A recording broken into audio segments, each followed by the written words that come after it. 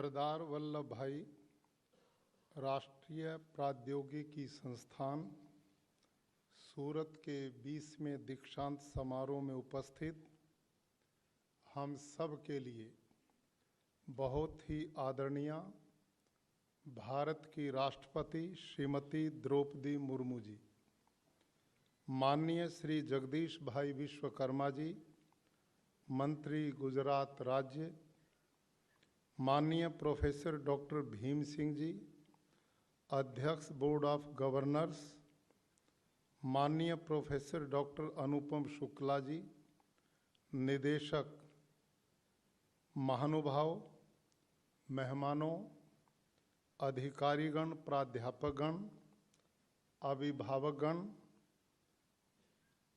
और इस शहर के बहुत ही प्रतिष्ठित उद्योगपतिगण, प्रिय छात्र एवं छात्राओं, आज हम सब के लिए परम सौभाग्य की बात है कि भारत की राष्ट्रपति एनआईटी के इस दीक्षांत समारोह में उपस्थित हैं।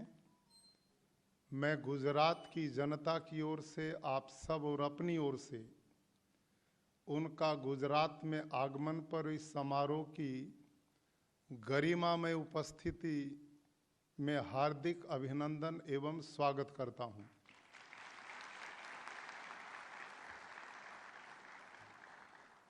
एनआईटी का ये 20वां दीक्षांत समारोह है।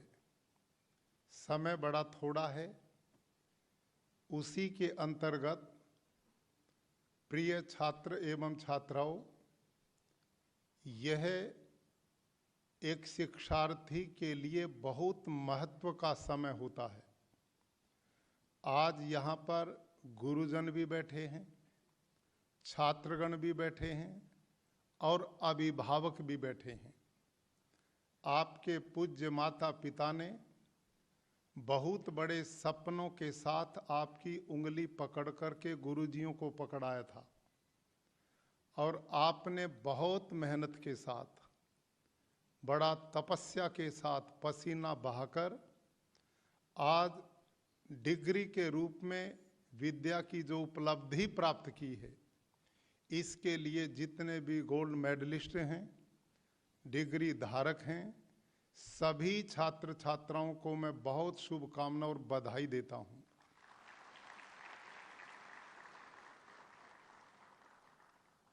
आज आप डिग्री प्राप्त करके और कार्य क्षेत्र में जाने वाले हैं। प्राचीन भारत में विद्या पूर्ण होने के बाद ऐसा काल आता था, उसको भी दीक्षांत समारोह बोलते थे। गुरुजन और माता पिता और ये समाज जिसमें आप जा रहे हैं, आपसे क्या अपेक्षा रखता है। आज के दिन इस देश का गुरु अपने बेटे और बेटियों को अंतिम उपदेश देता था। इस अंतिम उपदेश को ही दीक्षांत भाषण बोलते हैं। तैत्तिरीय उपनिषद है जिसमें इसका बहुत विशद वर्णन है।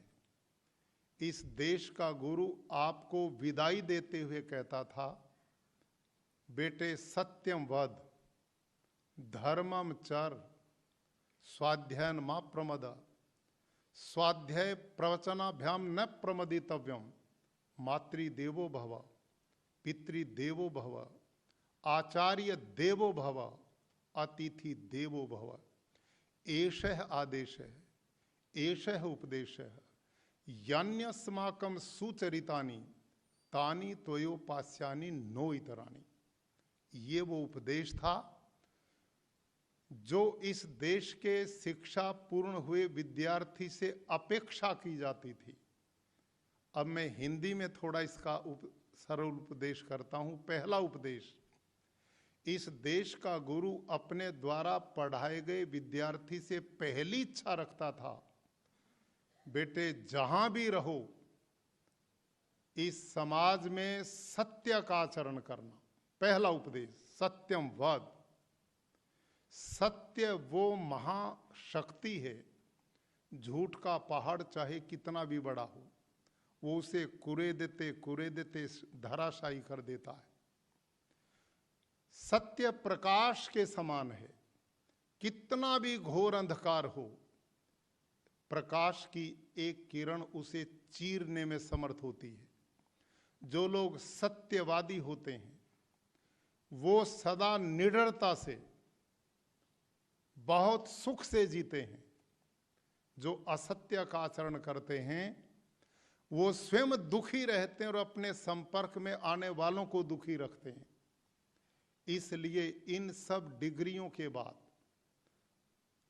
ये उपदेश पहला होता था, जीवन में आप कितने बड़े साइंटिस्ट बनो, कितने बड़े इंजीनियर बनो, लेकिन जीवन में सत्य को धारण करके जीवन को चलाना। और दूसरा उपदेश देते थे, धर्मम चर, धर्म का आचरण करना। प्राचीन भारत में ये धर्म नहीं थे जिनको आज हम बोल रहे हैं। ये जितने भी धर्म आज हम बोलते हैं, इनमें 3000 साल से ज्यादा किसी की आयु नहीं है। जबकि साइंटिस्ट लोग कहते हैं सृष्टि की उत्पत्ति को तो लगभग 2 अरब साल हो गए हैं। और भारतीय मनीषी कितने जबरदस्त चिंतक थे। साइंटिस्ट ने तो सृष्टि की उत्पत्ति लगभग 2 अरब साल बताई है, लेकिन हमारे ऋषियों ने तो इसकी गणना विधिवत करते हुए कहा 1,96,08,53,142 साल सृष्टि की उत्पत्ति को हो चुके हैं।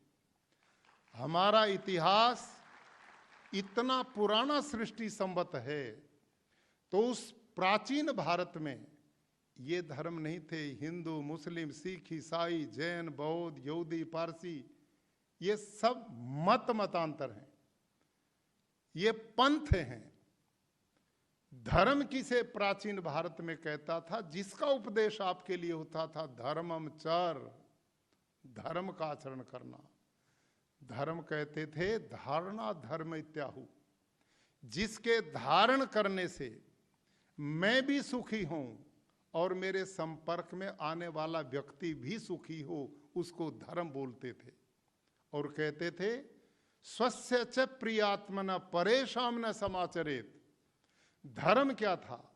जो मैं अपने लिए चाहता हूं वो औरों के लिए पैदा करूं। मैं क्या चाहता हूं? मैं चाहता हूं मेरे साथ कोई झूठ का व्यवहार ना करे, तो मैं दूसरे के साथ झूठ का व्यवहार क्यों करूं? मैं चाहता हूं मेरी वस्तु की कोई चोरी ना करे, तो मैं दूसरे की वस्तु की चोरी क्यों करूं? मैं चाहता हूं मेरे को कोई दुखी ना करे, तो मैं दूसरे को दुख क्यों दूं? मैं चाहता हूं कि मेरे से कोई रिश्वत ना ले, तो मैं दूसरे से रिश्वत क्यों लूं? मैं चाहता हूं मेरी बहन बेटी को कोई गलत नजर से ना देखे, तो मैं दूसरे की बहन बेटी को गलत नजर से क्यों देखूं? इसका नाम धर्म था प्राचीन भारत में। और ये उपदेश इस देश का गुरु इस समय दे करके भेजता था समाज में।